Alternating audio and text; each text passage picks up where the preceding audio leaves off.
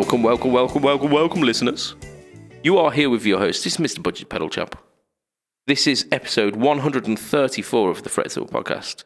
You are joined once again by the magnificent, the enigmatic Mr. Matt Quine. Say hi, Matt. Hi, Matt. Well, hey. Yeah, you got bigged up this week. Get in there. Yeah. It feels weird. I know, yeah. We're British. Yeah, he's a bit of a dickhead. Yeah. Hey, that's more like it. That's the British way. Right, let's kick off the podcast in a formal style. Let's do a bit of housekeeping first. We have got Patreon for as little as $2 a month. If you want to support the podcast, you can do exactly that. So if you go patreon.com/FretTalkPodcast, you can chuck us some beer money, essentially. If you listen back to what episode was it? It was about 128, 129. We basically explain the spiel behind it and how it's bumping our advertising budget to make this a bigger and better podcast. In fact, also on Patreon itself, it describes what our goal is. So if you do want to support us and you are a listener and you're a little bit unsure, patreon.com/FretTalk. Check it out.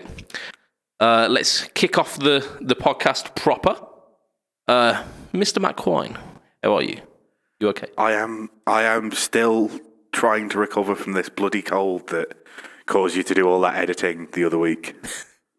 Yeah, I mean, to be fair, it weren't terrible. I've got a strange method when I have to edit coughs out of the podcast where I work backwards through the podcast. It sounds mental, but it actually works better because you're trying to sync up two files, and if you end up cutting bits in it, and then you have to drag the entire file forwards. If you do it from the back, it saves so much time, which I had to work out myself. Is it easier to hear a cough in reverse? Is it if you play everything back? So you're flipping everything, playing it backwards, and it's easier to hear what a cough is when you play it in reverse. Is it like that? Yeah. Is that what you're saying? No, it's not like mad 70s backmasking where I'm turning the vinyl player slowly playing it backwards and trying to hear hidden messages. Although I'm not opposed to anyone trying that with our podcast to see if it makes any more sense backwards than it does forwards. I don't want to hear myself backwards. No, I mean, funnily enough, back when I heard about backmasking and how it had kind of got a little bit of a cult following in the 70s, I tried a bit of it myself. Because on my old computer I had Windows, I can't even remember what it was, Windows audio recorder or something. You could record a little clip of audio into your shitty monitor microphone, and then there was an option to just play it backwards. So I tried with a couple of these songs that it says that. It told you if you play this bit of a song and then play it backwards, it will do this. So I sang the songs into the microphone and then reversed it to see if it'd work. And 9 times out of 10, it worked. It was legit. I mean, it's a ridiculous concept, and it's when you actually play it back, it's not like a clear message. It's like. Yeah, I'm trying to remember. Another one, Bites the Dust, is one of them, where the main lyric of it, another one bites the dust. If you play it backwards, it kind of sounds like it's fun to smoke marijuana. There was a section of Stairway as well, which I didn't sing into the microphone. I ended up playing that in. But there's a section, the middle section, where it's kind of more major-y feeling. And if there's a hustle in your hedgerow, don't be alarmed now. That bit. Yeah. There's a part of that section where if you play it backwards, there's some like really, really, really tentative links. Like there's reference to like it's like devil worship or something. It's like, here's to my sweet Satan or something. But then it goes on to like mentioning like random words. I think there's like the word tool shed in there or something, and there's people like trying to justify the fact that there's this just random weird word in the middle of this like coincidental Satan worship. They were clearly doing it in the tool shed. Yeah, I think it was something to do with the fact that Jimmy Page was he was friends with someone who was dabbling in the satanic arts, and that one of them had nicknamed the other one Tool Shed or something like that. But this is me dredging up memories from about like 15 years ago. So you might be a little bit wrong. Yeah. Don't take any of this for gospel. But yeah, like go away and do your own research. That's it, and have a go at doing your own backmasking as well. See if you can find any interesting messages within songs. But don't take it like super seriously, like the American judicial system did. There was like a massive case about it, and it got a little bit ridiculous. So don't take it that seriously, but just have a bit of a laugh with it because it's quite funny. And yeah, it's fun to smoke marijuana. Apparently, according to Queen. Yeah. I mean, it's not. That was definitely the message of the song. Yeah, I mean, it's not the worst thing that I've heard that they did. So there's stories going around with like midgets walking around parties with bottles of cocaine. So a little bit of marijuana's quite tepid in comparison, isn't it? It is. So now we've done the hard drug section of the podcast. Where the fuck did that come from? Like you did it, not me. Yeah, well, I think we both joined in with it. None of us are innocent in it. Yeah, it's definitely not on my list of things to do in this podcast. But yeah. So apart from discussing the weird 70s cult of backmasking, what have you done this week, Matt? So I've spent quite a lot of it in bed trying to recover. The only little bits of playing I was doing was inspired by a video that Mr. Stuart Tate had put out, where he'd run one of his, I think it was a Germanium Raise the Dead, into something else, and just had this really heavy, fuzzy, saturated, like over fuzzy kind of like, you know, massively high gain, but like really loose around the edges kind of tone. Yeah.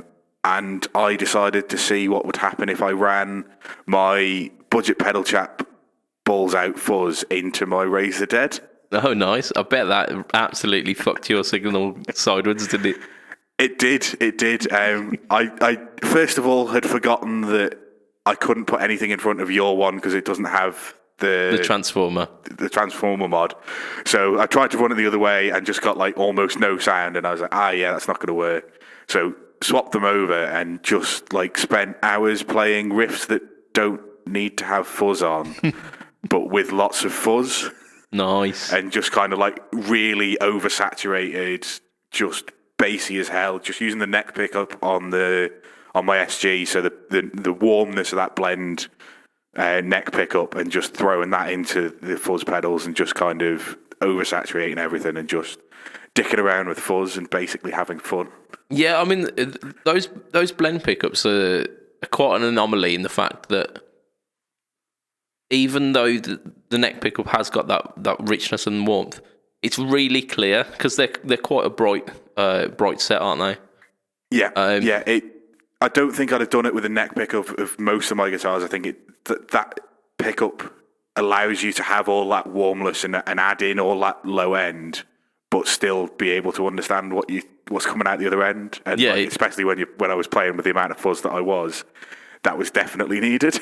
That sounds like a glorious, glorious afternoon spent there, Matt. It was, and I was playing all sorts of riffs that like really don't need fuzz. Like one of my favourites by the end of it was "Life in the Fast Lane" by the Eagles. Oh, nice. Which is not fuzzy in any way, shape, or form. But as long as you can tell what you're playing, that diddle just like fuzzed up to hell sounds incredible. It's a classic riff as well, that is. And it's a riff that like normally it's kind of the lightest bit of overdrive and a little bit of phase as well. Like, no, fuck that. Gain the fuck out of this. Let's fuzz its edges completely. Yeah, fuzz it to death, and it's like the tone that I was getting was almost kind of like that violin swelling, kind of like in the like you didn't have any attack. It was just kind of like you know what I'm trying to say, don't you? I'm terrible at explaining that kind of stuff. Yeah, almost kind of the point of the original water pedals was to emulate like the trumpet mute, which is kind of that same kind of thing, isn't it? Where you kind of swell the note in. Yeah. Without having to bother with fucking messing around with volume controls and all that nonsense. That's it, yeah. I mean, there are guitarists who did that. Gary Moore used to do it on a Les Paul, which is absolutely mental. The man had inner plates for hands. Like, yeah. But, yeah, I mean, I struggle to do it on... I mean, I could do it on a Strat, yeah, completely. Anything other than that, I am struggling with. Yeah.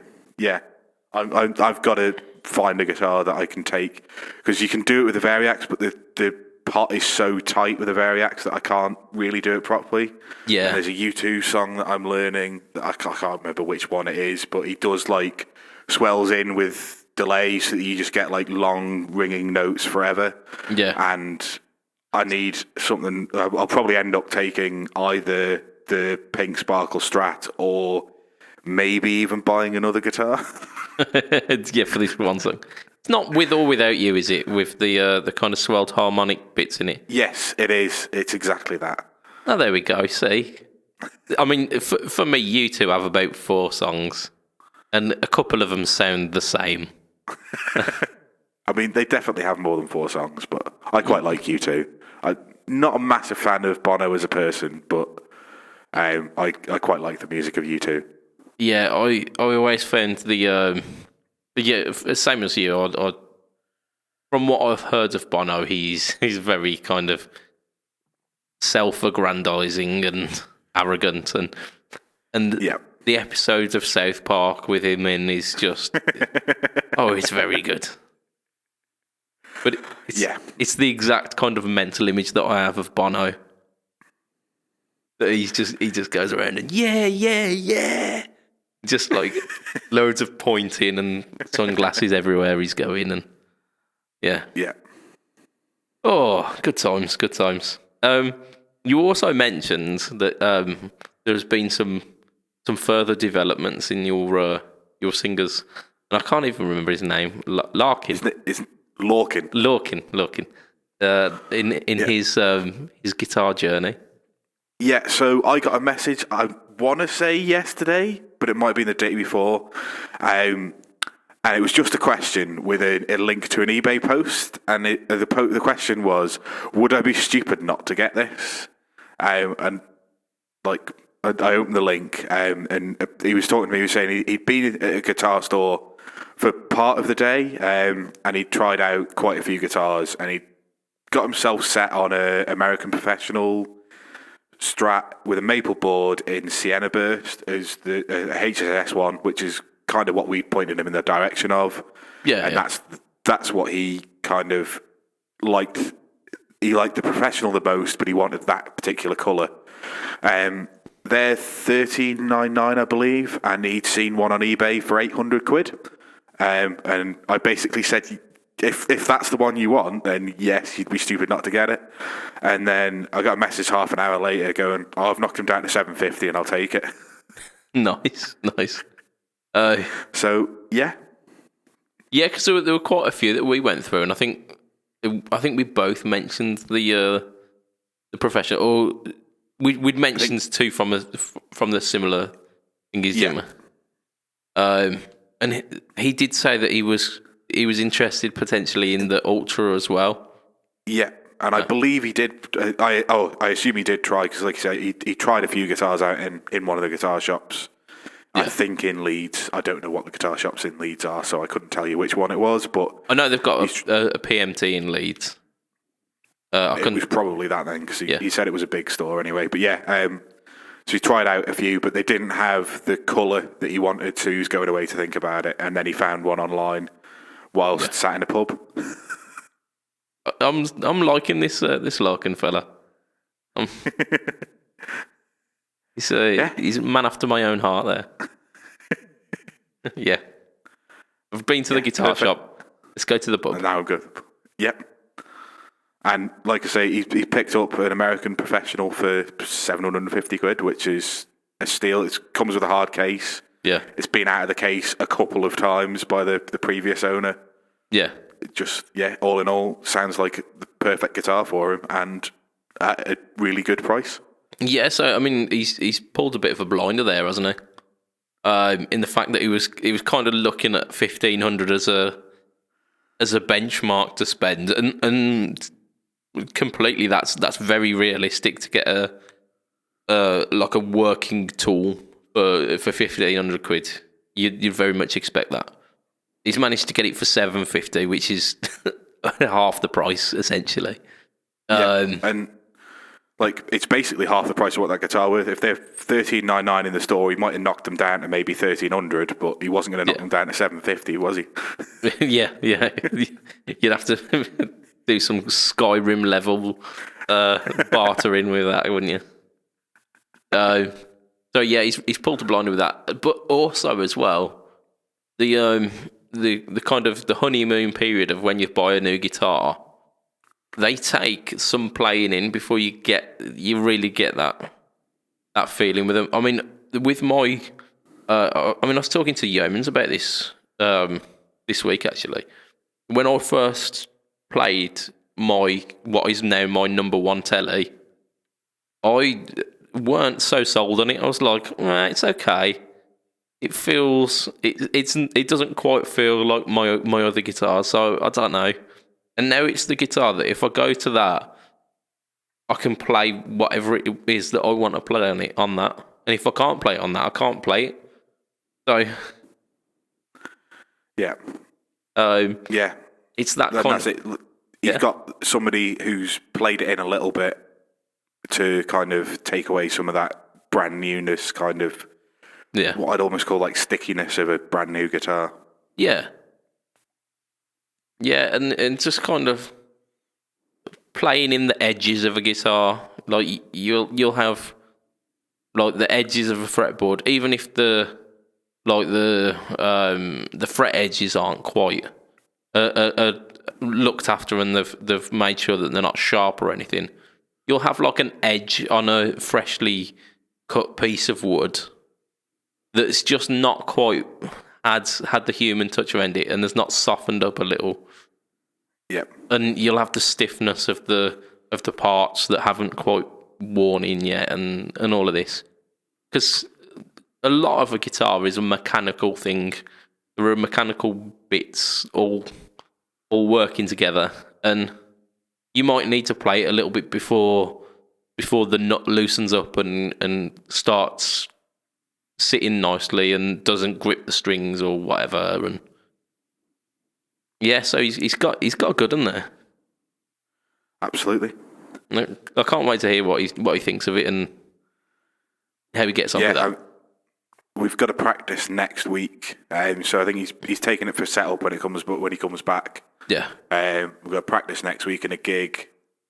A week on Saturday? Fucking hell, let's come around quick. Got a gig a week on Saturday. So yeah. By the time the next cast comes out, it'll be like a couple of days after the gig, so I'll let you know exactly how it went. Yeah, banging. And if his guitar and your guitar sit really nice as well, because that's part of the thing that you're thinking of when you're part of a band, that you want your guitars to sit in different sonic spaces as well. Yeah. And if I'm playing mostly the Cabernet or the Les Paul and even the Variax, I'm generally either on a telly setting or a Les Paul setting. So Yeah. I think the Strat, especially with one of those Shawbuckers in the bridge, I think will probably complement me quite well. Yeah, I mean, even if you were both playing strats, there are ways in which you can set yourselves apart if one of you is on the bridge and one of you is on like neck middle position or whatnot. I mean, there are ways of working it. But speaking about eBay purchases, I mean, you've got me onto the rabbit hole that I fell down this week, which has absolutely nothing to do with guitar, but is more based around the YouTubiness and the content creator kind of side of the budget pedal chap. So recently I became a little bit older, and because of that, I had a little bit of money sent my way. So I thought this is the ideal time to start taking the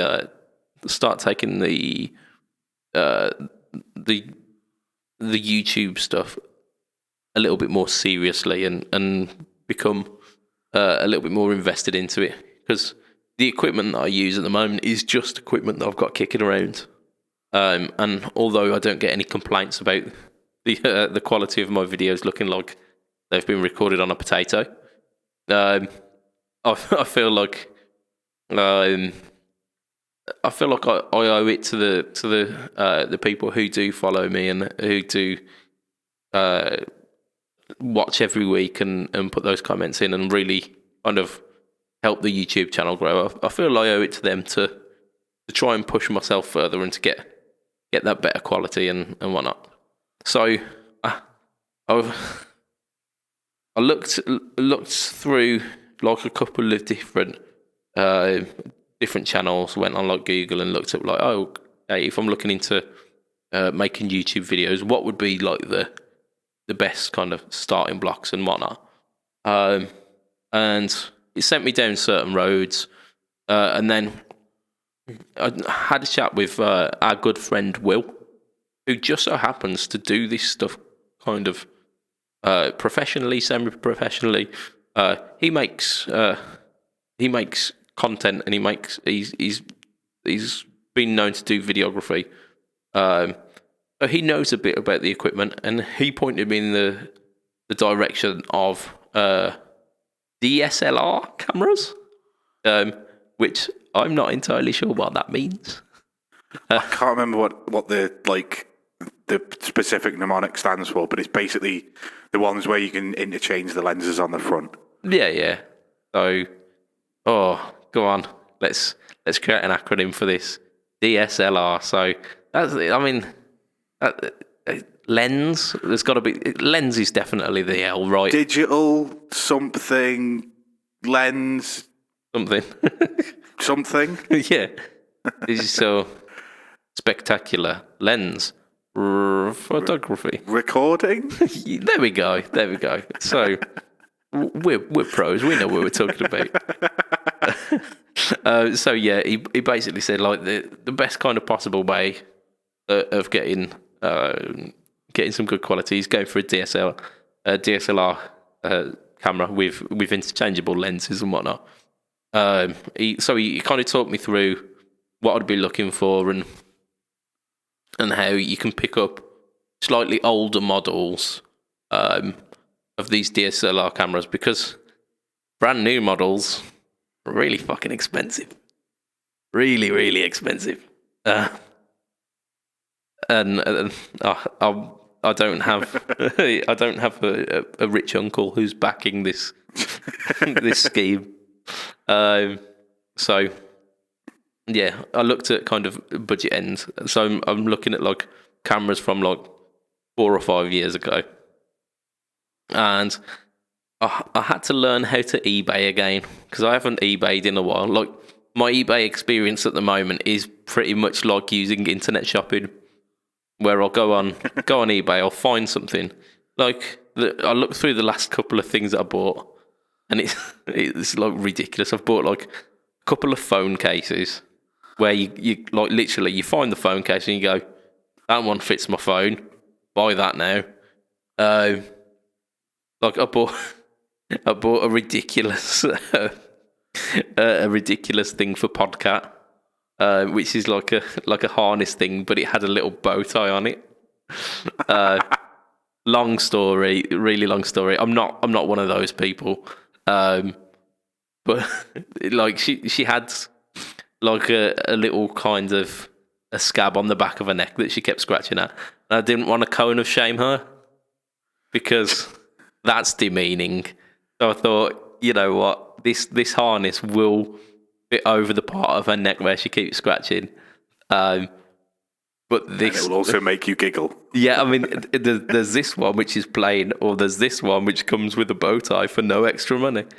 So yeah, I thought it was the best way of punishing the cat for still scratching at the thing that she clearly shouldn't be scratching at, is by putting a bow tie in it.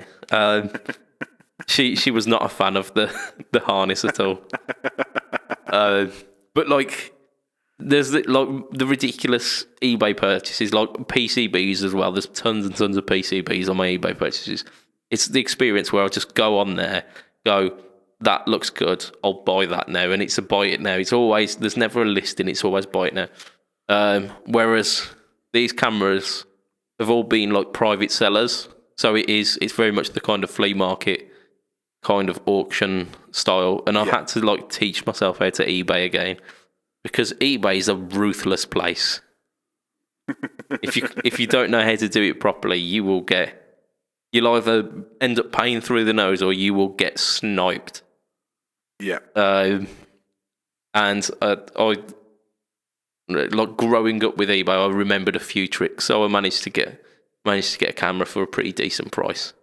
It's not arrived yet. I only bought it a couple of days ago, but hopefully, fingers crossed, we will be seeing an increase in quality in the BudgetPedalChap YouTube videos. And if we don't, it's because using these cameras is far too hard and takes up far too much time. So I'll just go back to using the equipment that I've got. But let's see if it works, eh? So yeah, I mean, I've been doing that eBay thing. Also, about 2 weeks ago, maybe even less than that actually, I did a video for the BudgetPed's Acapulco. Yep. That happens to be pretty much the same circuit as the balls out fuzz that you've got, Matt. And it is a circuit that I've got shed loads of. And I was chatting with Dave Rage, Mr. Anjay.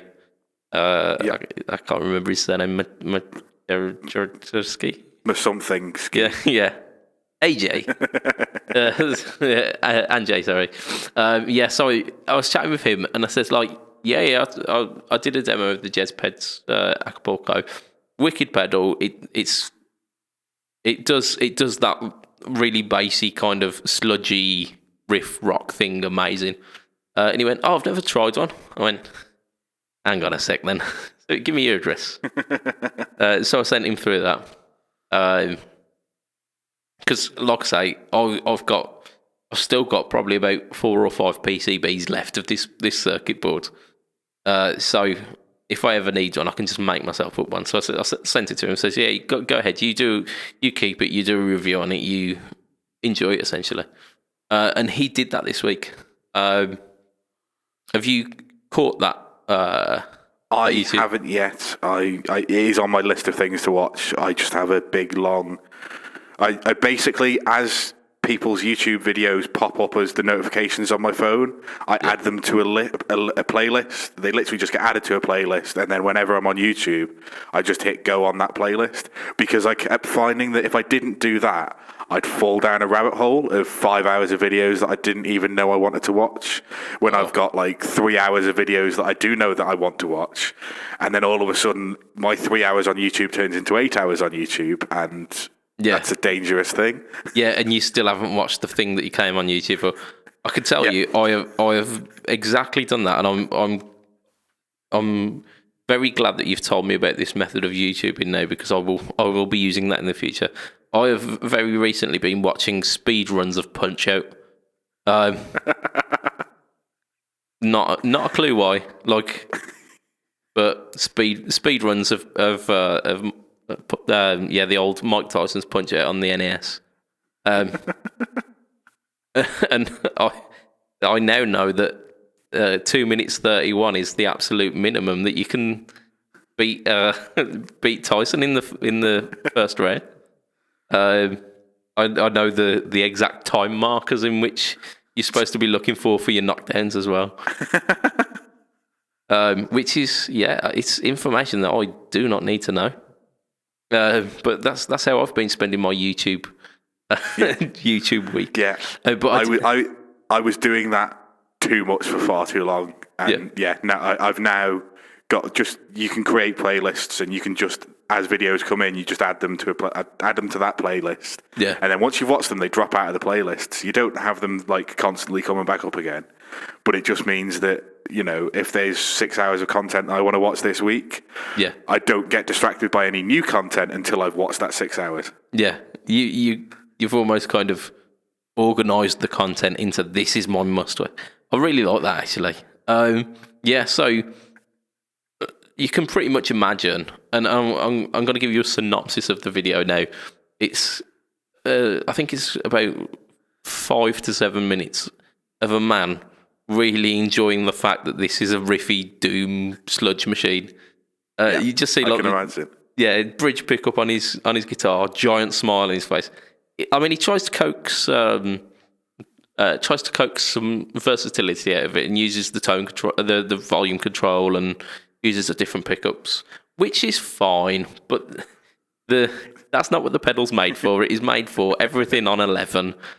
Just knock yourself out, and he realizes that and just ends up riffing out on it. It's amazing. But yeah, I really enjoyed that as well. I thought that was a really good video. What have I done this week in terms of YouTube?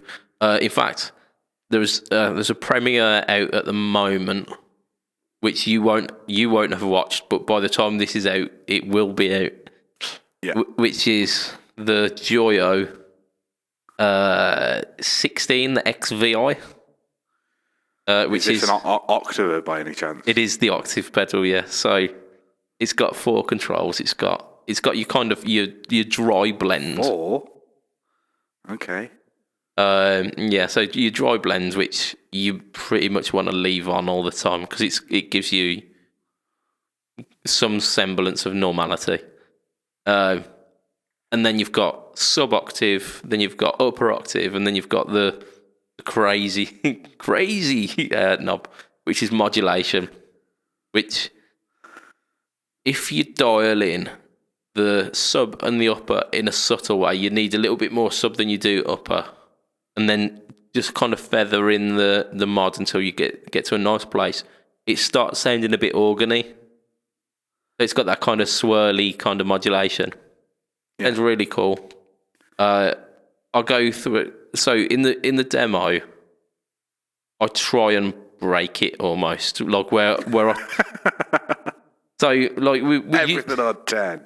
Yeah, well, with you, because I mean, if you're doing a product demo for it, you might. Like a review, you might do. Yeah, these are the cool settings. This is how you make it sound really good.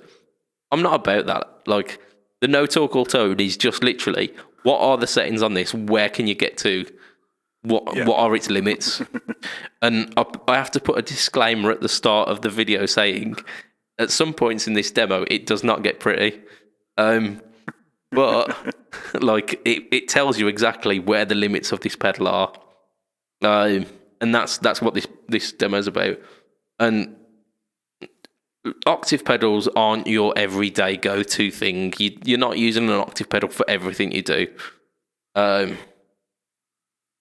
And I think it's marketed as a polyphonic octave pedal. I would say it's a midpoint between monophonic and polyphonic. It does like some basic chords quite well. It does like simple chords quite well. So like suspended seconds, suspended fourths.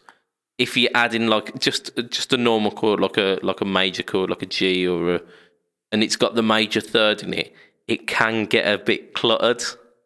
And then if you start doing like chords that are harmonically complex, more than like 3 notes, it ain't happening. But it's something that you don't expect anyway. It works quite well with arpeggiating chords. It works really, really well with riffs. It's very much like the Acapulco, where if you're riffing with it, you feel like you've got 10-foot tall balls. It's just it's one of those where you feel like you've got like you're moving earth with this sound, and you can kind of get the octave up Jimi Hendrix like Purple Haze solo-y sound. It's a bit more sterile than the analog octave ups like the Green Ringer and those kind of ones, because they're a little bit harsher and a little bit more glitchy. Yep. Which the quirk kind of adds a bit of character to it, whereas this is a bit more sterile, but you can still get in that territory. And you can wreck it as well. You can get it to a point where it doesn't track very well. So I mean, we go through all of that, and then we add some drive to it as well, because that's where octave pedals really shine, is when they're kind of propping up a moderately driven sound.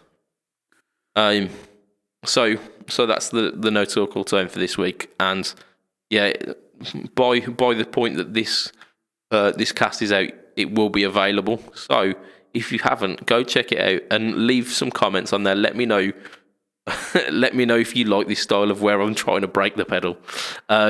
Also, let me know what you want to hear next, because I've got quite a lot of stuff, and I'm a bit indecisive about what I want to go for next. So if there's anything you'd like to hear, like if you want to hear some boost pedals, if you want to hear modulation, if you want to hear, I don't think I've got much reverb. I've got delays.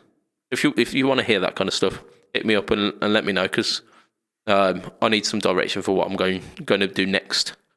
We're at 38 minutes in, and we haven't even contemplated any news. I don't think we will this week. We've got some questions. We've potentially got a used views.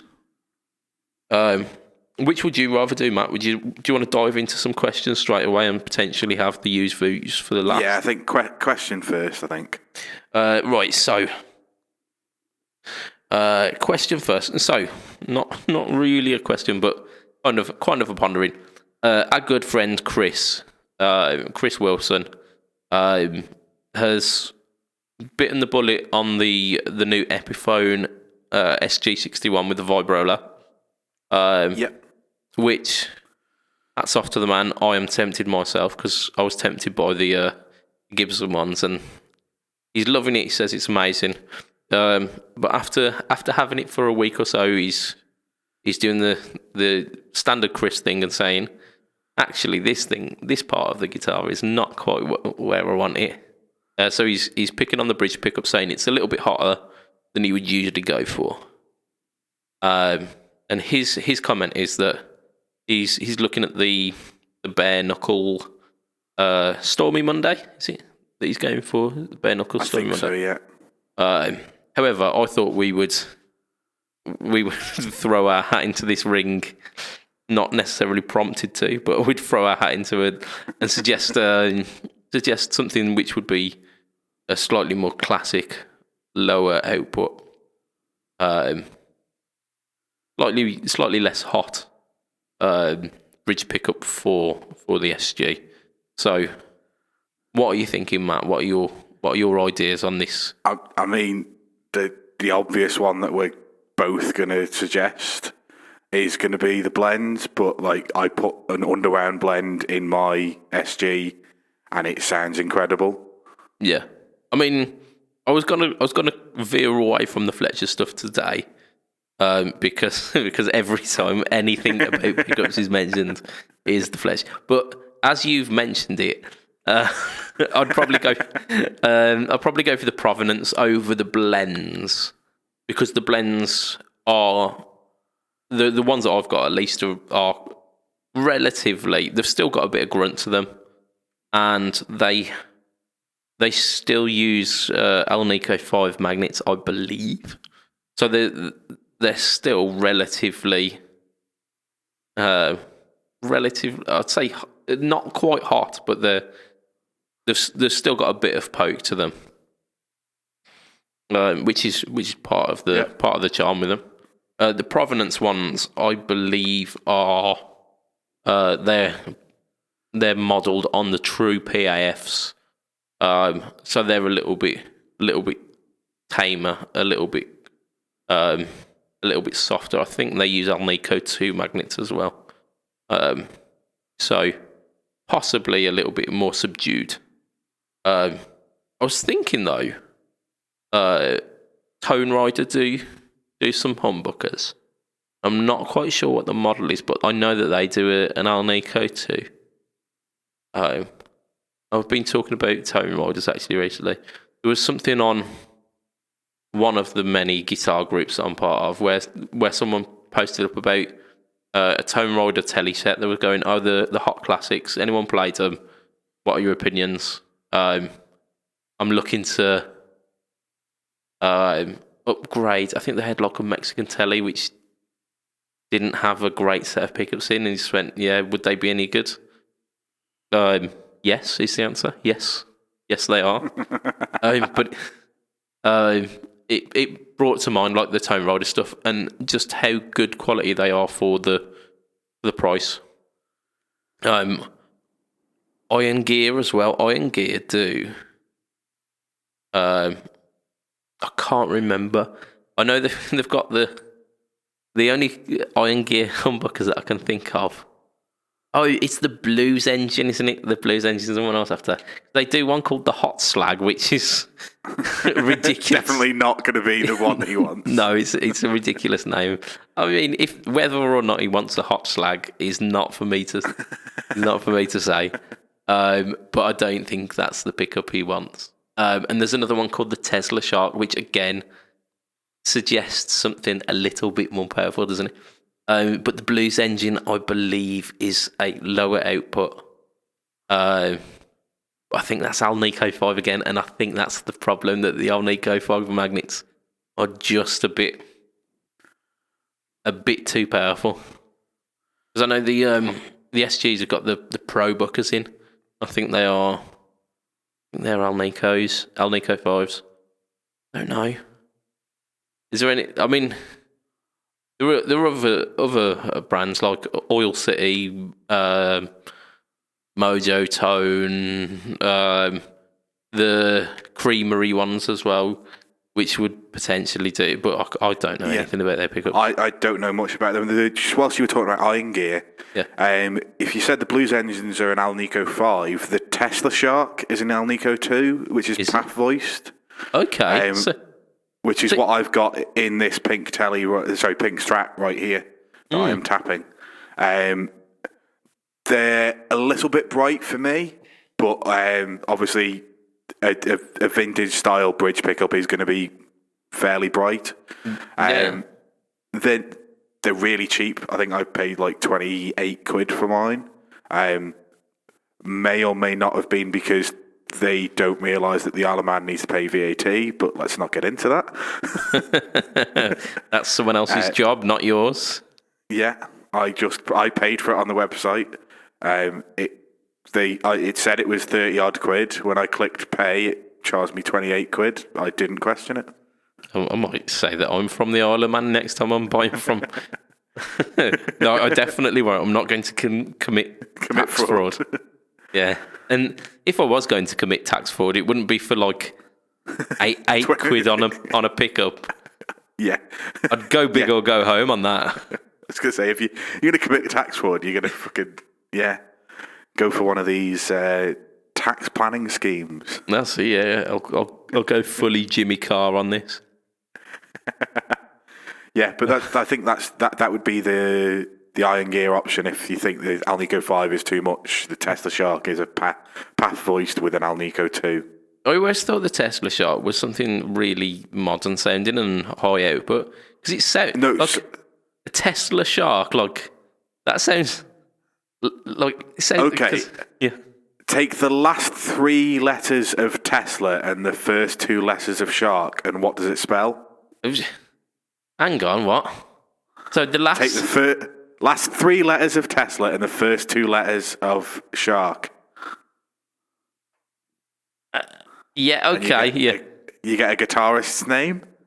Yes, yeah. That took me much longer than it should have. I don't know why. Yeah. So yeah, wow. So that's the voicing that those pickups are going for? Yeah, but without because that's quite a weird thing to have, like. So on their website, the rest of the words are in lowercase, and those 5 letters are in uppercase. There you go then. Because I've only ever heard them like mentioned on other websites where it's spelt out, and like Nikola Tesla, very much known for like creating electricity and power, and the Shark is a very it's a very aggressive and dominant animal, isn't it? It is. It's not something you'd expect like subtle and subdued. It's something you'd think, grrr, like the lions of the sea. I was going to say, is that what the noise that the shark makes? Is it grrr? I imagine they do. You can't hear it because it's underwater, but they literally swim around going grrr. So yeah, I always assume they would be something high output, but yeah, there you go. So if you want to spend less money, Chris, there you go. That's our top picks of the week. I know I've suggested Fletcher pickups to him before, but Chris is a wonderful man, but he's, by his own admission, very impatient. And Fletch does have a waiting list because they are good and they don't cost a lot of money. So, yeah. I mean, if we want to go the other way and suggest something that's ridiculously expensive, you can always buy some Seth Lovers. There you go. Yeah. It's the diminishing returns, isn't it? With putting a set of pickups which are almost the price of your same guitar. price of the guitar. Yeah. I mean, I have done that myself. However, that's because the guitars have been very cheap. Not because I've bought hundreds and hundreds and hundreds of pounds worth of pickup. So yeah. For the sake of balance, there we go. Right, we've got another kind of weird quandary, and it's not really a question; it's more of a ponderance. So our friend Gavlar, he's talking about reversing telly bridge. When he first posted it up, he says, "Oh, I'm thinking of doing a reverse telly bridge." I was thinking, pointing it the other way. Yeah, like I was thinking, like just the bridge, not the bridge pickup, and thinking, well, couldn't you just like if you wanted because I'm assuming you've got the compensated saddles and you just want them turned around. Surely it would be easier rather than buying a left-handed bridge just to replace those. But no, he's talking about actually reversing the bridge pickup because having reverse compensated saddles wouldn't make any sense. Yeah. Do you want to sound out of tune all of the time? Yeah. But yeah, so and after I'd kind of wrapped my head around this, I've really not been having a good day for thinking. So after I'd wrapped my head around that, I was thinking like, why would you do that? And then like he goes into it in the post saying that you're getting less of the kind of harsh, bitey treble, and you're getting a more responsive bass end as well. And it kind of makes sense. I'm going to counteract that with, are you actually, though? Does 6mm make enough difference for you to be able to hear that? Yes, maybe. I mean, there are people who complain about having a neck pickup on a 24 fret instrument is not close enough to the neck as a then 22. Buy a 21 fret instrument like a normal person. You don't use those 3 frets anyway. I'm solving all these issues. There you go. Yeah, Matt Quine, the solutions man. That sounds like a podcast title, doesn't it? Oh, I've got an even better idea. Mount the pickup underneath the frets. You're not wrong. I mean, if you've got pickup covers on your humbuckers, you can use your pickup as a fret. There you go. So buy your 21 fret guitar, then draw lines where frets 22, 23, and 24 are. Yeah. On your neck pickup that's covered. Problem solved. Absolutely bang on. I mean, my concerns with it is that if you are reversing your bridge pickup to be the other way around. Yeah, so it's the bass strings would be nearer the bridge and the treble strings would be nearer the neck. Yeah, Is that right? You might get a tonal difference, which I pretty much would assume you do. Because if you ever pick close to your bridge, you do notice a difference, like a massive difference in tone. So I mean, I'm not arguing that point. The thing that I was concerned about was the Telecaster bridges, like the cavity for Telecaster bridge pickups is routed exactly to the Telecaster bridge. So like they are that weird kind of pentagon. trapezoid. It's like almost like a pentagon with a rounded bottom. It's rooted like that, isn't it? And there's no way of getting around that. So you'd need pretty much a swimming pool route. The problem with you just extend that route to be a square rather than diagonal.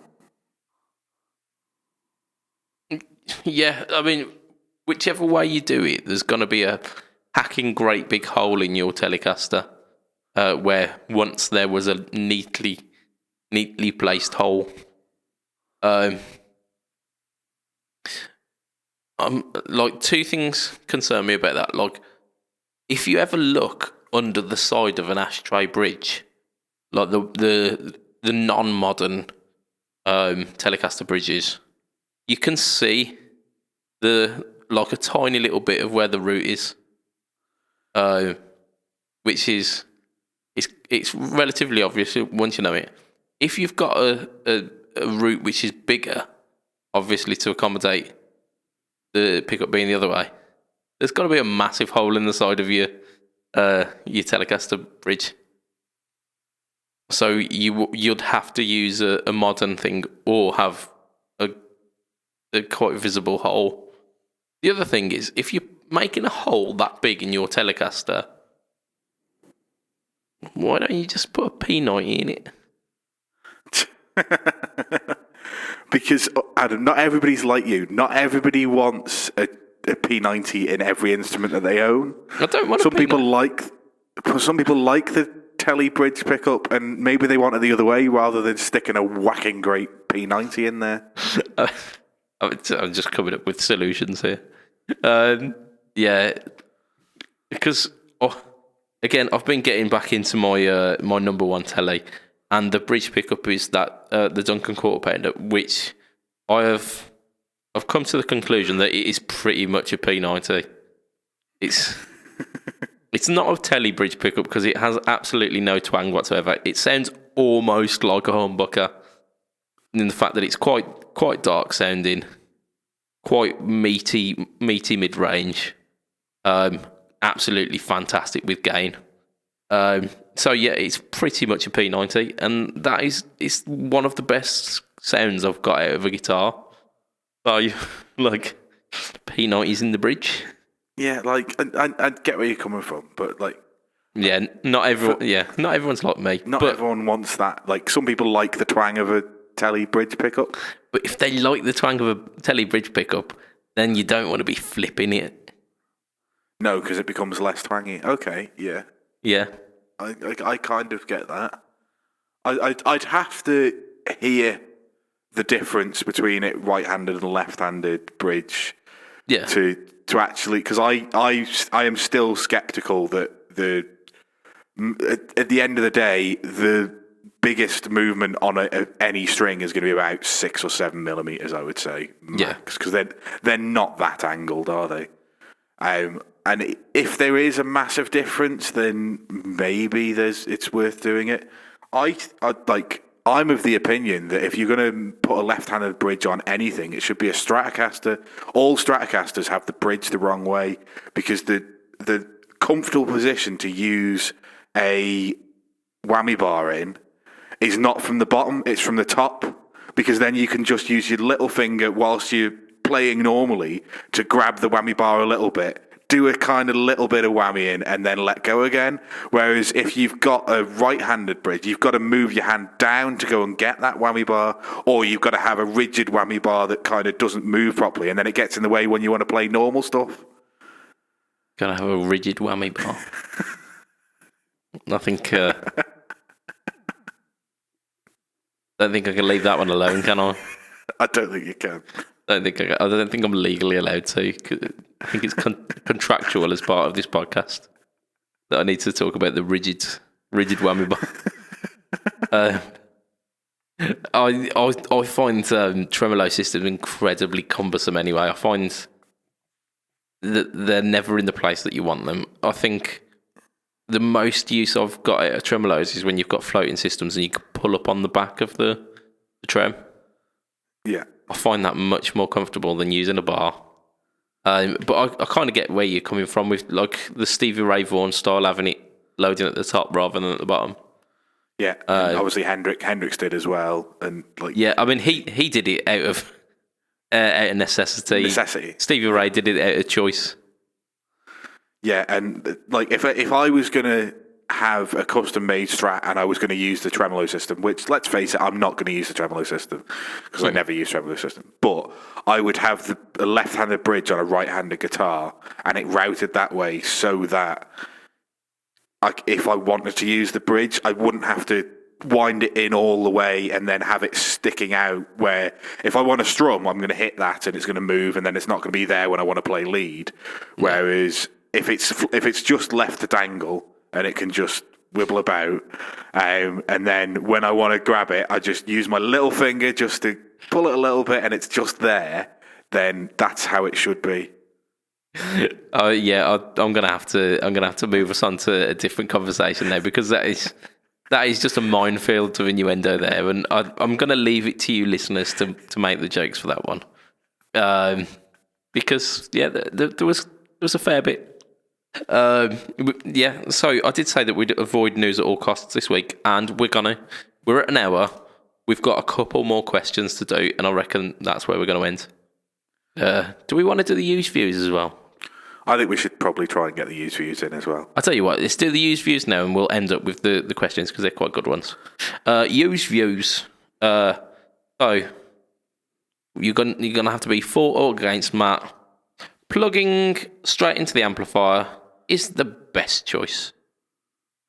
So plugging straight into the amplifier is the best choice. So do you want to be for or against that? I'll happily be for that if you want to go against. Yeah, sure. Okay. Do you want to give us your opening gambit on that one? Okay, my opening gambit. Right. Let's think of 90% of the greatest recorded tones that we possibly can in studios in the 70s, and it is a Les Paul plugged into a Marshall and nothing else is done to it. There might be slight after effects, but this is before people had all these stupid like DAWs and all that nonsense that we've got nowadays. And it was literally, they put a microphone in front of a Marshall on 10, plugged a Les Paul into it. They probably fed the cable into another room so you weren't deafened by it, but you then just played away. And then a lot of the bands, when they were touring, also didn't use pedals. So, like, I know obviously Hendrix is probably one of the exceptions where he started using fuzz pedals and wah pedals, but like for a lot of that kind of late 60s, early 70s proper rock tones, it is guitar straight into the front of an amplifier that is on 10 or 12 or 17 or whatever you've got it turned up to. And it's just, it gives you all of that stuff that everybody's ever looking for. Like, all you're trying to do with most pedals is get to that sound. That the way to get to that sound is to buy a Marshall JTM 45, put all of the knobs on 10, and then play. I mean, there's a valid argument for that choice, and yes, some of the greatest rock tones are just plugging directly into an amplifier. However, your opening statement where all of the greatest rock tones, or most of the greatest rock tones that you think of, are that. I mean, we think, say Tony Iommi, kind of pioneer of metal.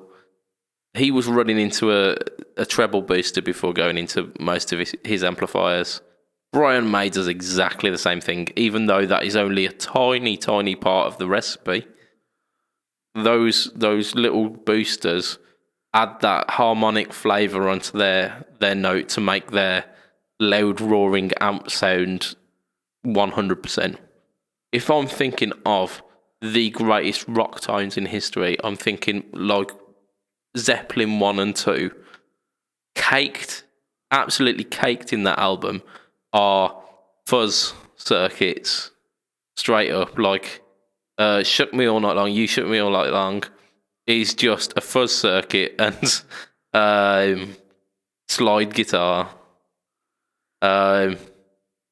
Also, with stuff like that, even though they weren't using pedals on the floor, they'll be plugging into like the Watkins copycat and stuff like that. If you go back as far as Buddy Holly and those kind of guys, where they're getting the like tape echo units, it is not just plugging directly into an amp. So almost since the advent of like guitar driven, like electric guitar driven rock, it's not just always as simple as guitar plugged into amp. If you don't have a good tone going guitar into amp, you probably need to make sure that house is in order before you start adding stuff to it. But guitar into amp is a nice cake. The effects that go on top of that is the icing, the cherry, all of these little accoutrements that make it from a good solid cake into something truly delicious. Okay, yeah, I get that. The other thing about guitar straight into amp is it takes away all of the complexity and all of your option paralysis. You are not going to have option paralysis about which of the 98 drive pedals you want to put in front of your amp this week if you're just plugging straight into the amp and getting the tone that you want.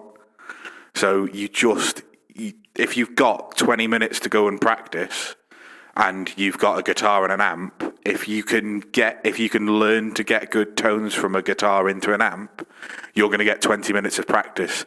If you're somebody obsessed by pedals, you're going to get maybe 3 minutes of practice after putting together whatever board you wanted, fiddling around with the settings on it, changing everything because, okay, it's in a different room and it sounds quite different, so I need to boost the treble and take the mids out of that and take the reverb down or push the reverb up. Or there's definitely benefits of guitar straight into amp. Oh yeah, I mean there are benefits to it, of course. I Yeah, again, I agree with the fact that if you haven't got that house in order, if you can't plug straight into an amp and get a good tone, then you need to look towards yourself and you need to be practicing. And the detriment of guitar pedals is sometimes that we're so focused on that the practice falls by the wayside. But if we are honest, if we are looking towards ourselves, who out of us wants to look at ourselves and go, "Oh, you're not good enough. You need to put the work in," or who out of us goes, "Oh, my guitar's not sounding great this week. Let's get on the gear exchange." It's not even that though, is it? It's just, my guitar's not so. My playing isn't good enough. Let's hide it with a little bit more drive. That's it. Yeah, I'm sure we are all guilty of that. There's me. Your kind of your arguments are very much rooted in the kind of logical process that I'm pointing towards the emotional side of us and the human side of.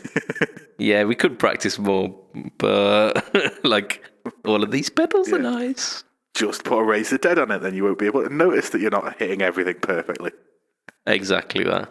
And you viewers, listeners, whatever you are, tell us in the Fret Talk podcast who won this week. I mean, you can go with your head, you can go with logic, or you can go with the guy who's enabling you.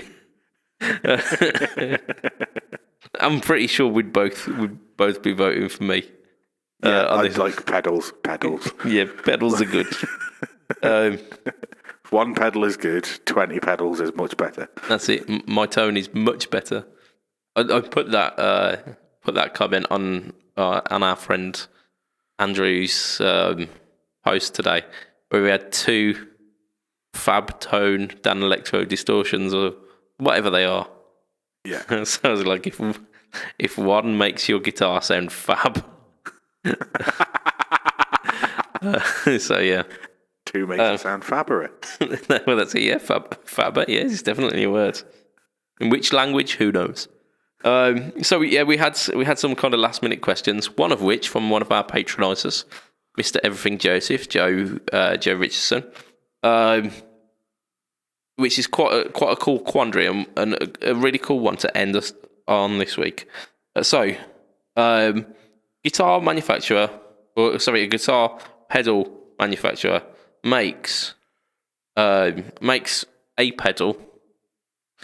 He makes, or she makes, they make a mass-produced version, and they make like a more boutique and handmade version, and they come out exactly the same price.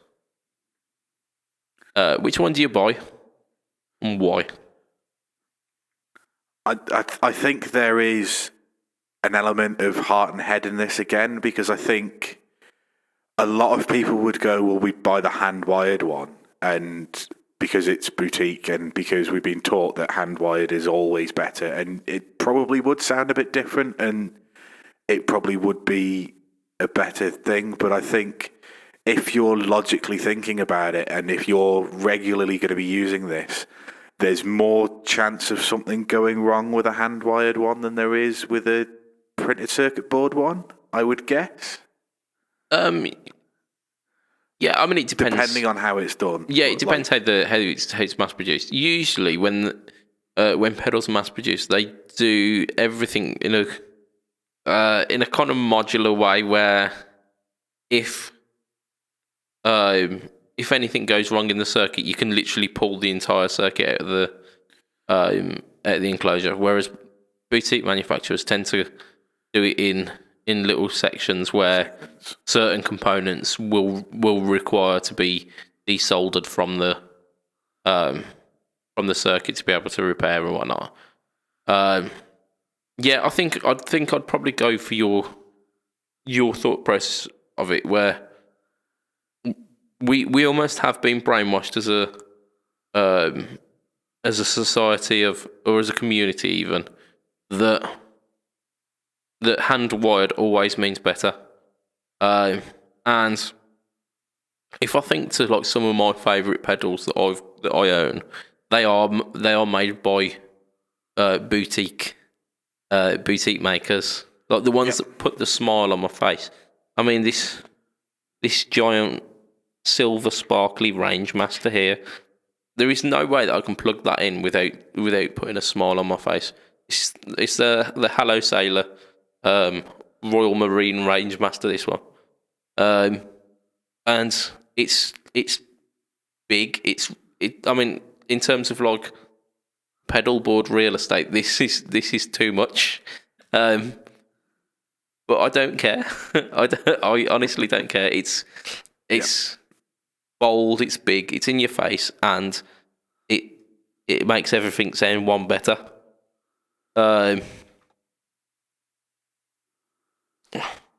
Yeah, if there was a mass-produced version which was smaller and slightly more sterile and whatnot, I'd probably still go for the big one.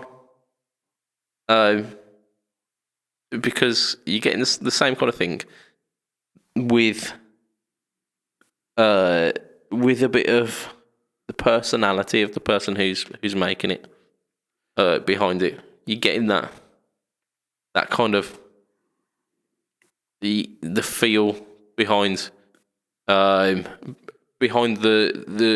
character who's putting theirself into these pedals, whereas the mass-produced one, for better or worse, they're pretty much, aside from part tolerances, going to be exactly the same time and time again. Yeah. I mean, there are certain manufacturers who kind of straddle that line, and I'm thinking like Tate Effects and Thorpe as well, who theirs are by like there's no way that you couldn't class them as boutique pedals, because they are manufactured by either Stuart or by Adrian and his wife, handmade in their respective workshops. Yeah. The products are made in a way where it's like a batch production, isn't it? So all of them are uniform. All of them look the same. They will. You buy one. You buy one Raise the Dead 1 week. If you buy one the next month, you'll get the exact same product, because they are made in that very precise military style, almost like military precision way. Yeah. So I mean, there are the companies that do both, or do like a marriage of the two. But then you get like these Chinese companies who pump out hundreds and hundreds and hundreds of the same thing, and you sometimes find as well. I've not had it myself, but where you might buy a certain Chinese company's pedal, and it arrives and it's not working, and then you message their customer service and they go, "Okay, we'll send you out another one," and it's almost like that original one is discounted. They go, "Don't worry about it. Don't. If it's not working, it's not working. We'll just send you out another one." It's crazy. It's a bit of a wasteful society way of doing it, but like they assume that they're going to have the odd defect, whereas I think what you're trying to get at is if Adrian or Stuart had one of those issues, or if any of the other kind of boutique manufacturers, if you said to them, "My pedal isn't working," they might send you a replacement. They'd also tell you to send that one back so they can work out what had gone wrong. Yeah, and I think I know that Stuart definitely does this with each and every one of his pedals. He meticulously tests it before he goes out the door. Like he'll put it on a whatever they're called, a waveform spectrum analyzer, a spectrometer. Let's go with that. I was going to go spectrograph, but spectrometer, yeah, sure. I've no idea. I was guessing. A spectrosizer. That sounds like an 80s exercise machine, doesn't it? Really works out your spectros, is your muscular upper dorsimus muscles. Yep. Yeah, I think we're getting to a point where the podcast needs to end. But yeah, so they get meticulously tested before they leave the door, and the failure rate on a Tate FX pedal is infinitely minuscule in comparison to that of a completely automated, mass-produced pedal. There are benefits and pitfalls of the other, but I think for my money, I would still try and support the boutique guy. Because, yeah, I think it means more to those chaps as well. Yeah, absolutely. I hadn't thought of it, but like thinking about it more like that, where if they're created by two different people and one is a giant company who are just mass producing and one is an individual builder who is using the same parts to hand make, I'd definitely go for the handmade one. Like if you just, rather than thinking about boutique being hand wired with cables and stuff, and it might be that they've put it on the same type of circuit board that the mass produced one is, but they've done it by hand themselves. Yeah, you'd definitely go for one that somebody has touched rather than that it's been done by a machine, because that person is going to put more care and attention into it than a machine can. Yeah, and they're going to care if it leaves the factory working, whereas the machine will just pump them out regardless of whether it's working or not. I think that's potentially a great place to end it. I think there was one last question that Joseph asked, which was, where are all the dick jokes? And I think he'll be okay with this week. I think we may have covered that earlier in the show. There we go. Yeah, the whammy bar section, just for you. Before we do wrap up the podcast, our little shout out to the patronisers, the Fret Talkateers. I'm sure we can come up with a name with them that's better than either of those things. That's for another day. So we've got Andrew Bimpson, we've got Doug Christ, we've got Adam Yeomans, we've got Everything Joseph, and we've got Under Flute Guitar. I need to start writing these down because I almost forgot. So those are our Patreon supporters. So thank you, absolute, just massive thanks to you guys. You are helping this podcast run. Thanks extends to you. We also extend our thanks to the listeners for making it this far, because without you, there would be no podcast. So if you want to catch us online, we run the Fret Talk Podcast group, which is in Facebook groups. It is also in the show notes of this show, as it is with everyone. So just scroll down and just click on that. If you want to catch me online, as mentioned a little bit earlier, I do the YouTube thing. I also do the Facebook thing and Twitter, I think. So Facebook, Instagram, YouTube, Twitter.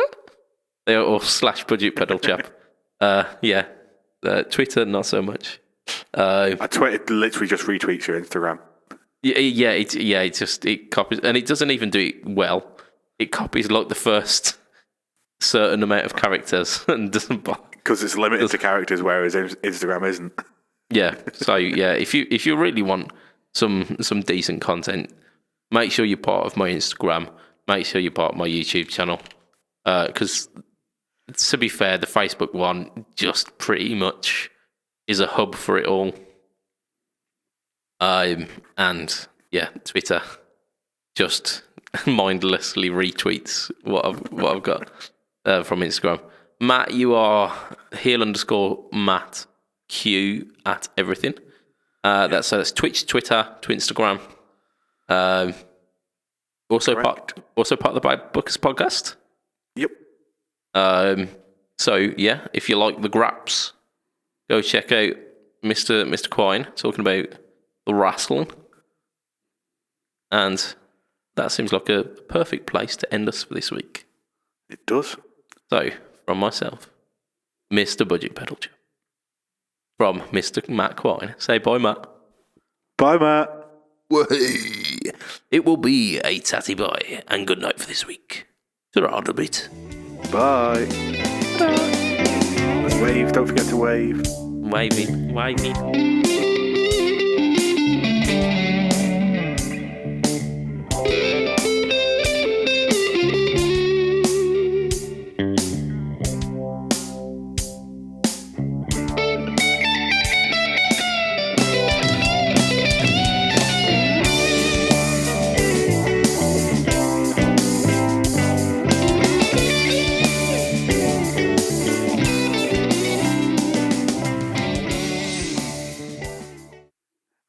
I was looking at the like recording meter where it's got our voices. I looked very briefly over to your picture of the Avengers that is behind you, and for whatever reason, I saw Captain America's shield as Thomas the Tank Engine.